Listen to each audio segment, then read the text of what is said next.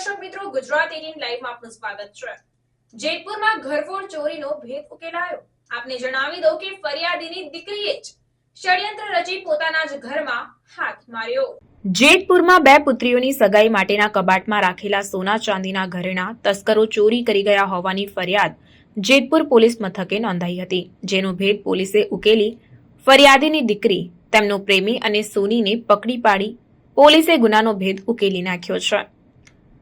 બનાવની વિગતો મુજબ શહેરના નકલંક રોડ કેસરીનંદન સોસાયટીમાં રહેતા ફરિયાદી રમેશ ગિરી શિવગિરી ગોસ્વામીએ જેતપુર પોલીસ મથકે ફરિયાદ નોંધાવી હતી કે મકાનમાં ગત તારીખ 2 સપ્ટેમ્બર 2024ના રોજ સવારે 11 વાગ્યાથી બપોરના 1:30 વાગ્યાના સમય દરમિયાન ઘરના કોઈ સભ્યો હાજર ન હતા। તે સમયે ઘરના મુખ્ય દરવાજાને લગાવેલ તાળું કે જેની ચાવી તેમના ઘરમાં બૂટ ચંપલ રાખવાના સ્ટેન્ડ પર પુઠ્ઠાના બોક્સ પાછળ રાખેલ હોય, જેના વડે તાળું ખોલી ઘરમાં તિજોરી તથા સુટકેસોમાં રાખેલ દીકરીઓ માટે સગાઈનું કુલ 55 ગ્રામના સોનાના તથા 400 ગ્રામ ચાંદીના દાગીનાની કોઈ ચોર ઇસમ ચોરી કરી ગયો હોય, જે બાબતે જેતપુર સિટી પોલીસ સ્ટેશનમાં વિવિધ કલમો હેઠળ ગુનો દાખલ કરવામાં આવ્યો હતો।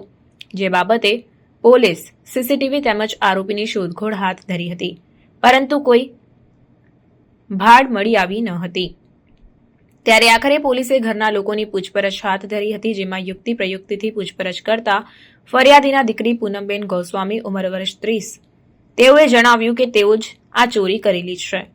તેના પરિચિત આરોપી હિમાલયભાઈ ઉર્ફે મલય, કે જે પરિણીત હોવા છતાં ઘણા સમયથી તેની સાથે સંબંધ હોય અને આ હિમાલયને રૂપિયાની જરૂરિયાત હોય, તેના કહેવાથી ગત તારીખ 2 સપ્ટેમ્બર 2024ના રોજ સવારે 10:01 વાગે ફરિયાદી તથા તેમના પત્ની અને તેમનો દીકરો એમ બધા બહાર ગામ ગયા હોય, જેથી ફરિયાદીના દીકરી પૂનમે પૂર્વ આયોજિત કાવતરું રચી ઘરમાં સોના ચાંદીના ઘરેણાં લઈ લીધા અને બાદમાં ચોરી થઈ હોય તેવું દર્શાવવા ઘરની અન્ય વસ્તુઓ પણ વેરવિખેર કરી નાખી હતી અને કામ પર જતી વખતે ઘરના મુખ્ય દરવાજાને લોક માર્યો ન હતો।